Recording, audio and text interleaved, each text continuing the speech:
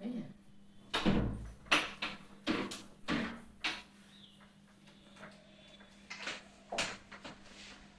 Morning বন্ধুরা, কেমন আছো তোমরা সবাই?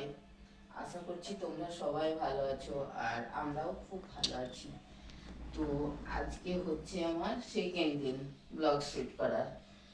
তো ভিডিওটা কেউ স্কিপ করো না, পুরোটা দেখো। আশা করছি তোমাদের ভালো লাগবে। তো ঘুম থেকে মাত্র উঠলাম, উঠেই আমি ভাবছি যে তোমাদের সঙ্গে গল্প করতে লাগি। তো আমাদের নিত্যদিনের যেটা মেয়েদের কাজ, সেটা করতেই হবে। আর আজকে উঠতে দেরি হয়ে গেছে বন্ধু, অনেকটাই দেরি হয়ে গেছে। তো চলো আমার সঙ্গে থাকো, তোমাদের সঙ্গে গল্প করতে করতে আমি ভিডিওটা শুরু করে দিই।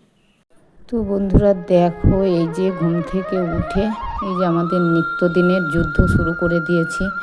আর আমার যুদ্ধ আর 5 জনের ছাড়া একটু হলেও আলাদা। আমার যুদ্ধটা বাড়িতে করে তারপরে বিশ্বযুদ্ধ, মানে পার্লারে যাওয়া ওটা। কিন্তু পার্লারটা বিশ্বযুদ্ধ বললে ভুল হবে বন্ধুরা, ওটাই আমার বেঁচে থাকার একমাত্র ঠিকানা। তো যাই হোক, এই যে তোমাদের সঙ্গে গল্প করতে করতে আমার কখন যেন কাজ কিন্তু তাড়াতাড়ি হয়ে যায়। আর এই কাজগুলো করবো বলে এই যে দেখো, প্রথমে রান্নাঘরে কয়েকটা বাসন ছিল, রেখে আসলাম। টিফিন বক্স ছিল, তো রেখে এসে এই যে এগুলো সব গোছগাছ করছিলাম। আর যে দরজাগুলো দেখছো, বেশ কয়েকদিন হলো এগুলো মোছা হয়নি, তো প্রচণ্ড নোংরা হয়েছে। ভাবলাম একটু মুছে দিই। আর পরিষ্কার পরিচ্ছন্ন থাকলে দেখতে ভালো লাগে, কিন্তু কি বলতো, আমার অতটাও সময় হয়ে ওঠে না। সেই কারণের জন্যই হয়তো প্রত্যেক দিন করতে পারি না, কেননা আমাকে 10টা থেকে 10:30টার মধ্যে পার্লারে চলে যেতে হয়, তো সেই জন্যেই। তো যাই হোক বন্ধুরা, তার মধ্যেই তো করতে হবে সংসারের কাজগুলো। আর এই যে দেখো, এই গ্রিলগুলো দেওয়া আছে, এই যে লোহার, এগুলো তো এত, এই গ্রিলগুলোতে নোংরা পড়েছে কি বলবো। মানে ধুলো ভর্তি হয়ে গেছে, কাঁচগুলোতে কিছুই বোঝা যাচ্ছে না। তো তাই ভাবলাম আজকে দরজা জানলাগুলো একটু পরিপাটি করি।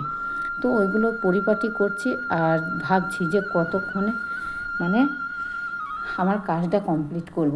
আর কাঁচগুলো পরিষ্কার করার পরে দেখো, তোমরাই লক্ষ্য করবে কত সুন্দর পরিষ্কার লাগছে, একদম ঘোলা হয়ে গিয়েছিল। তো যাই হোক, এই ঘর ঝাড়া দেখছো, এই ঘর ঝাড়ার কাজটা আমাকে কিন্তু অ্যাকচুয়াল বন্ধুরা রাতেই করতে হয়, কারণ লোকে যখন রাত 12টা 1টায় ঘুমায়, আমি তখন কি করি বলো তো, আমি এইসব ঝাড়া মোছার কাজ করি।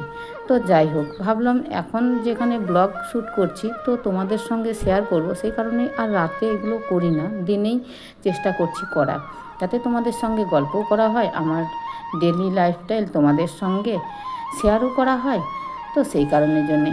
তো যাই হোক, এই যে রান্নাঘরে চলে আসলাম। রান্নাঘরে এসে দেখছি জানালাগুলো খোলাই নেই, তো রাতে দেওয়া ছিল, ওই জন্য জানলাগুলো খুলে নিলাম, না তো অন্ধকার অন্ধকার লাগছিল। আর রান্নাঘরের এই যে কাঁচগুলো দেখছো, এই কাঁচগুলো কিন্তু সবুজ কাঁচ, মানে বোতল গ্রিন যেটা বলে। তো ওই জানলাগুলোর জন্য একটু সবুজ সবুজ লাগে, কাঁচগুলোর জন্য আর কি। তো জানলা খুলে তারপরে গ্যাসটা মুছে নিয়ে, যে কটা বেসিনে থালা বাসন পড়েছিল, বেসিনে থালা বাসন কটা ধুয়ে তারপর ভাবলাম ঘরটা তো মোছা দিতে হবে। তো মাথায় থেকে বার হয়ে গিয়েছিলো, তো ওই জন্যে স্নান করতে চলে যাচ্ছিলাম। মেয়ে বললো, মা ঘরে মোছা দাওনি। তো তারপরে ফের এসে আবার ঘরে মোছা টোছা দিলাম। আর এই যে দেখো, এক পোঁটলা যেটা বলে, মানে এক গাদা জামা কাপড় জড়ো হয়েছে।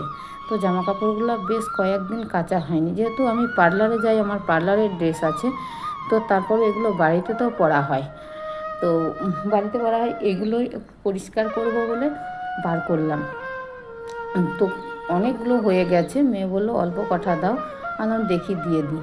তারপরে জামা কাপড়গুলো সার্ফটা মাখিয়ে একেবারে কাচাকুচো করে স্নান করে একেবারে এই যে চলে এসেছি চেঞ্জ করে। তো মাথাটা প্রচণ্ড মানে চুলকাচ্ছিল।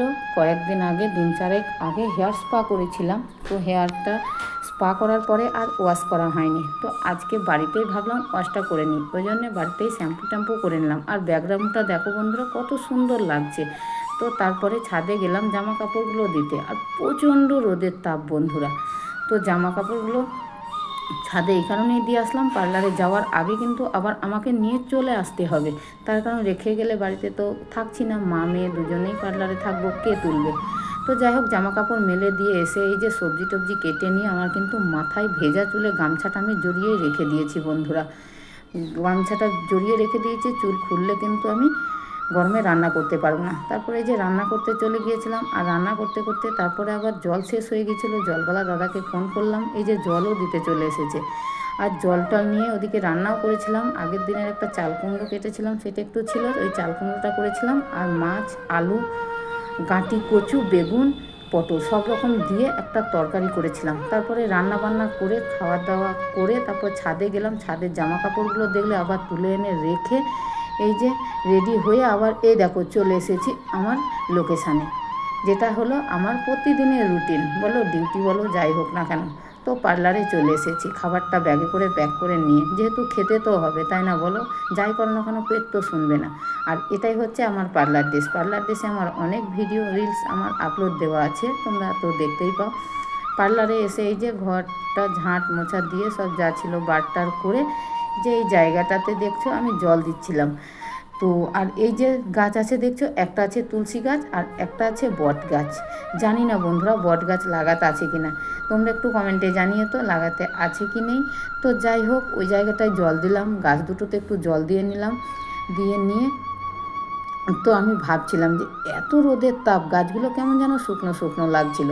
তো তারপরে ওই যে ধূপটা দিয়ে নিলাম, ধূপ টুপ দেওয়ার পরে লাইট জ্বালতে গিয়ে দেখছি ওরে বাস আমার সর্বনাশ, কেননা আমার পার্লারে লাইট কেটে গিয়েছে। আর পার্লারের লাইট মানে দেখতে পাচ্ছ, পার্লারের লাইট কাটা মানে কিন্তু কাজ হবে না। পার্লারের মেন হচ্ছে লাইট, তাই না বলো, কোনো কিছুই দেখতে পাওয়া যাবে না। পার্লারে অনেক লাইট আছে, তারপরেও একটা লাইট কেটে যাবে না, ওইটা হচ্ছে একদম পয়েন্ট।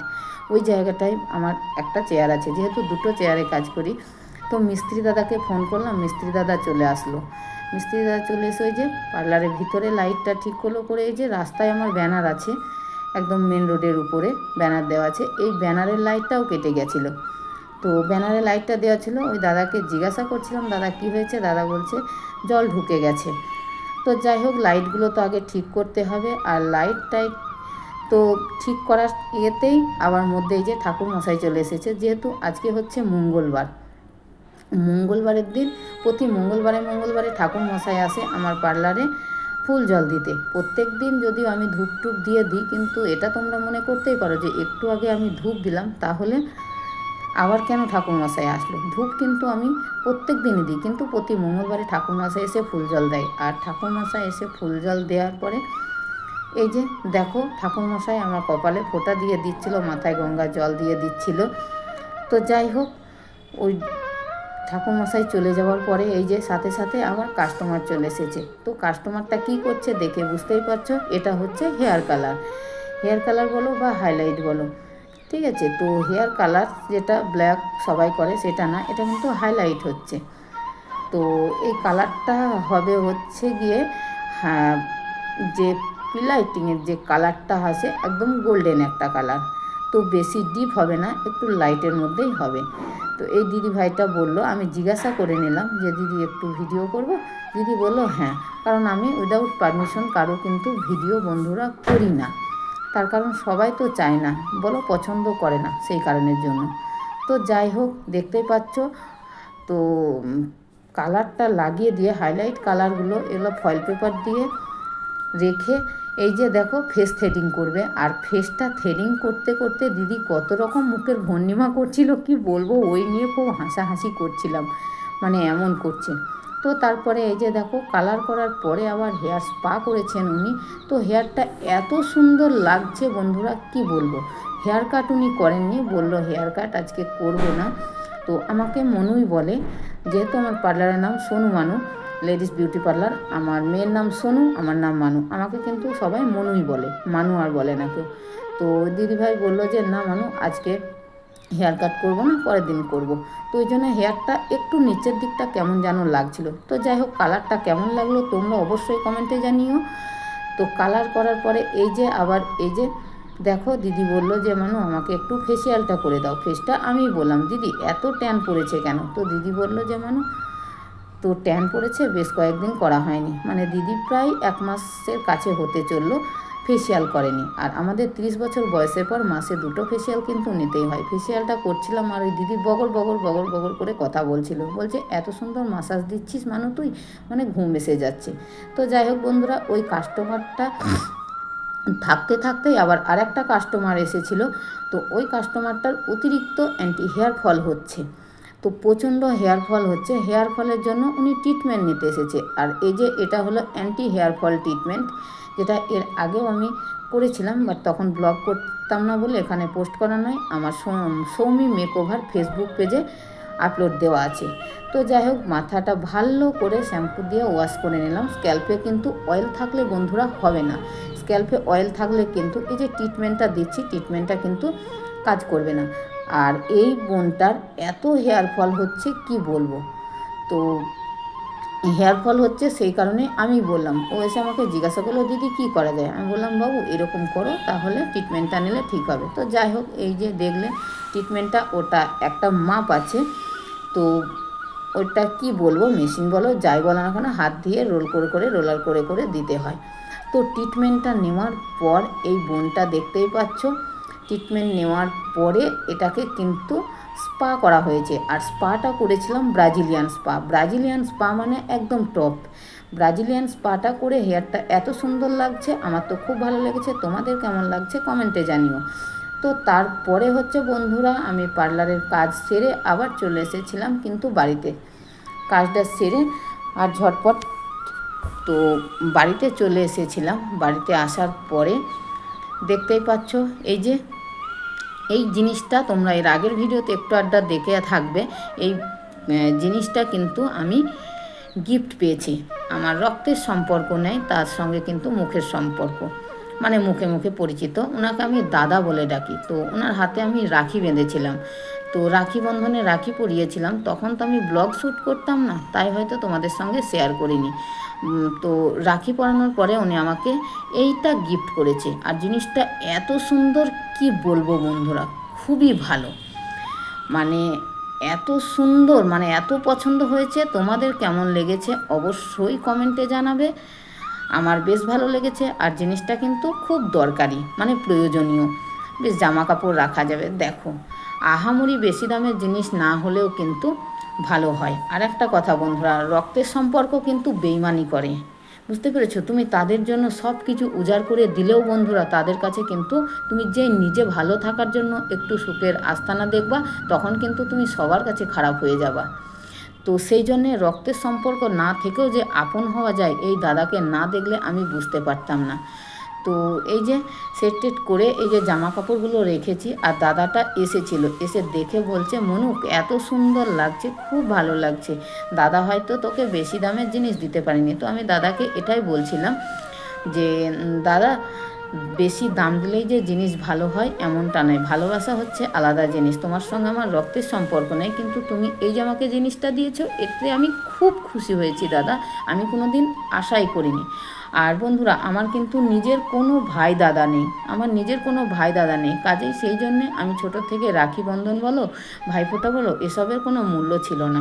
তো এখানে এই যে আমার এই দাদাটা আমাকে সেই অধিকারটা দিয়েছে, বোনের স্বীকৃতি দিয়েছে, আমি দাদা পেয়েছি।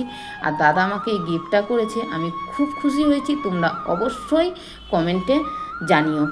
তো আমার দাদার সঙ্গে কোনো ছবি বা ভিডিও নেই, অবশ্যই একদিন আমার দাদার ছবিটা তোমাদের সঙ্গে তো দেবো, আমার ভিডিওতে একদিন দেখাবো। তো যাই হোক, এটা কিন্তু কি বলে আমি জানি না, বাট এটা আলমারিও না, শোকেসও না, ঠিক আছে? তো এই জিনিসটা এই যে এখন কিন্তু প্রায় দেখা যাচ্ছে সোশ্যাল মিডিয়াতে বা অনলাইনে, মিশো বলো, তারপরে হচ্ছে অ্যামাজন বলো, ফ্লিপকার্ট বলো, প্রত্যেকটা জায়গায় দেখা যাচ্ছে। তো যাই হোক বন্ধুরা, আমার কিন্তু খুব ভালো লেগেছে, মানে এত ভালো লেগেছে কি বলবো, মানে কথা বলতে গিয়েই আমার কেমন যেন হয়ে যাচ্ছে। তো এটুকুই বলবো, রক্তের সম্পর্ক যাদের কাছে থাকে তাদেরকে দুহাত ভরে দিয়ে যাবে, কিন্তু কোনো কিছুর আশা করলে হবে না। আর এই দাদার কাছে কিন্তু আমি কিছু না দিয়েও পেয়েছি। তো থ্যাংক ইউ সো মাচ দাদা ভাই। আজকের ভিডিওটা আমি এখানেই শেষ করলাম, দেখা হবে নেক্সট কোনো ভিডিও।